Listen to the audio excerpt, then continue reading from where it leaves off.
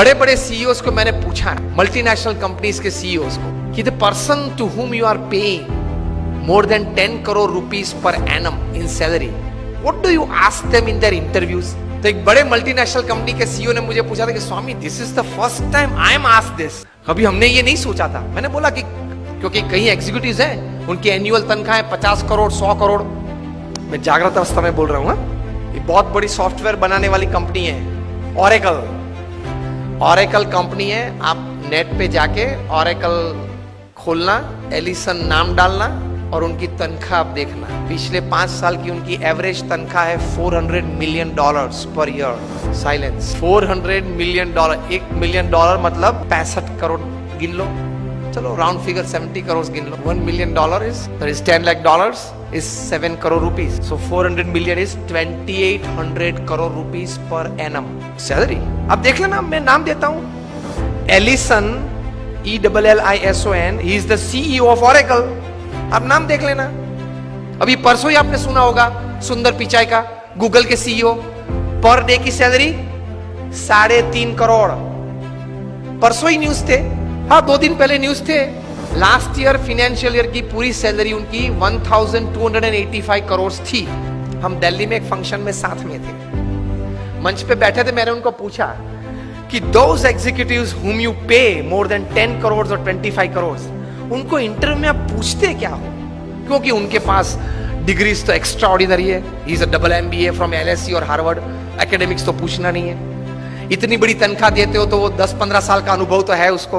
10-15 साल में उसने 50,000 करोड़ 1 लाख करोड़ मैनेज किए हैं, हर साल टर्नओवर किया है। ऐसी कंपनीज में ही बड़ी बड़ी पोजीशंस में वे रहे हैं। तो उनको नेटवर्किंग में पूछना नहीं है, एडमिनिस्ट्रेशन में पूछना नहीं है, HR में पूछना नहीं है, मैनेजमेंट में पूछना नहीं है, ग्रोथ के बारे में आपकी क्या सोच है वो पूछना नहीं है। आप पूछते क्या हो उनको इंटरव्यू? उन्होंने मुझे एक बहुत अच्छी बात बताई कि स्वामी जी, इन कक्षा के लोगों को जिनको हम ये प्रकार की तनख्वाह देते हैं, उनको इंटरव्यू में एक ही प्रश्न पूछते हैं। I was like very surprised. मैंने बोला एक ही प्रश्न पूछते हो? कहाँ? और उनका उत्तर वे 20-25 मिनट तक देते हैं, तभी उत्तर पूरा बनता है।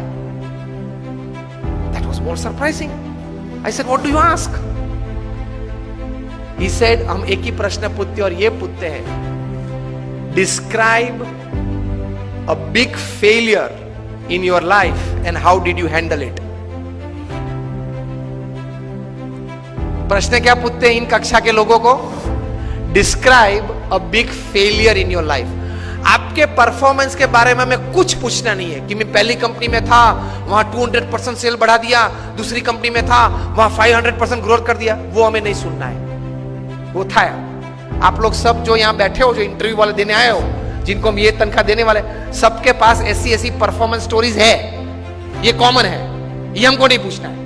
पूछना क्या है? Describe a big failure of your life and how did you handle it. Simple.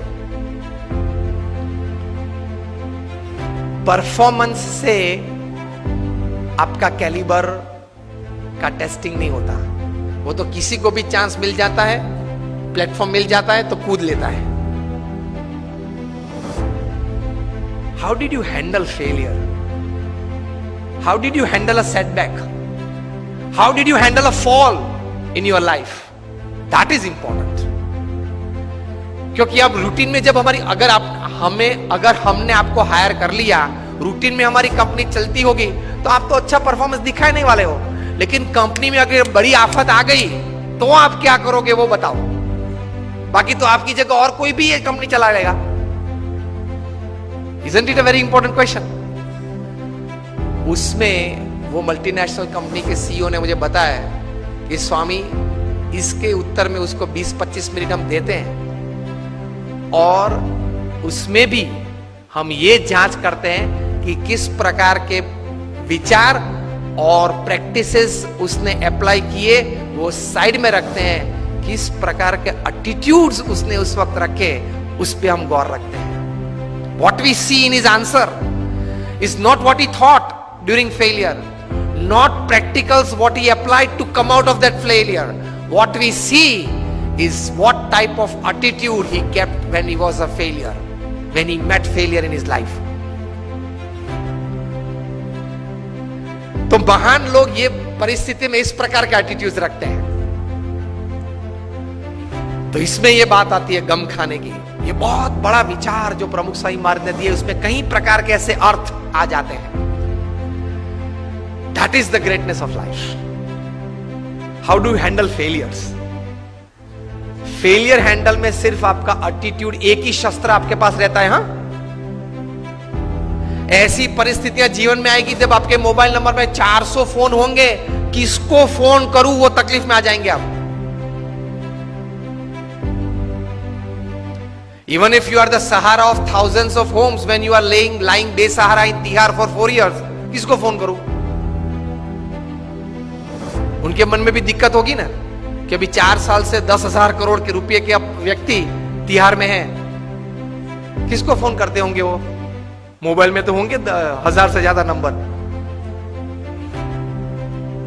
आपके सिटी के, बेंगलोर के किंग ऑफ द स्काईज जब भारत छोड़ना पड़ा, तब भारत का पासपोर्ट नहीं यूज कर पाए, डिप्लोमेटिक पासपोर्ट पे भाग गए ना। अभी वापस लाने की सब प्लानिंग चल रही है, आएंगे शायद, और अगर मुंह खोलेंगे बड़े बड़े तकलीफ में आने वाले हैं।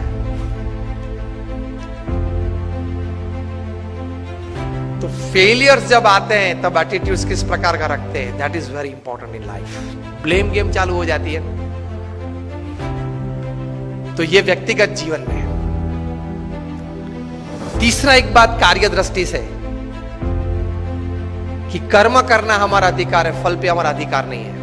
If there are 100 things which are in your control that you can effect the end result, there are 1000 factors which are not in your control which can negatively effect the end result.